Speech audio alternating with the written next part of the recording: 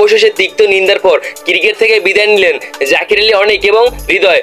জাকির আলী অনেক বলেন আমরা একটু ক্রিকেটটা খারাপ খেলে আমাদের ফ্যান ফলোয়াররা আমাদের অনেক কথাই অনেক কিছু বলে, এবং তাহাজুদা বলে ক্রিকেট থেকে আমাদের সরে যাওয়ার কারণ হচ্ছে আমাদের ফ্যান ফলোয়াররা আমাদের অনেক কিছু বলেছে। এবং দেখুন আমরা দুইটা সিরিজ খারাপ করতে পারি, কিন্তু দেখুন আমাদের যদি এমন কথা যদি বলা হয় তাহলে তো আমরা তো ক্রিকেটটা কিভাবে খেলবো, ক্রিকেটটা আমরা কাদের জন্য খেলবো, আমরা যাদের জন্য ক্রিকেটটা খেলবো তারাই আমাদের সাপোর্ট যদি না যায় তাহলে আমাদের ক্রিকেট খেলে কি লাভ। এখান থেকে এখন দেখুন আসলে দেখুন জাকির আলী অনেক এবং তাহাজুদা দীর্ঘদিন ধরে পারফরমেন্স নেয়, তার জন্য এখন ভক্তরা তাদের উপর সম্পূর্ণ ক্ষেপে আছে।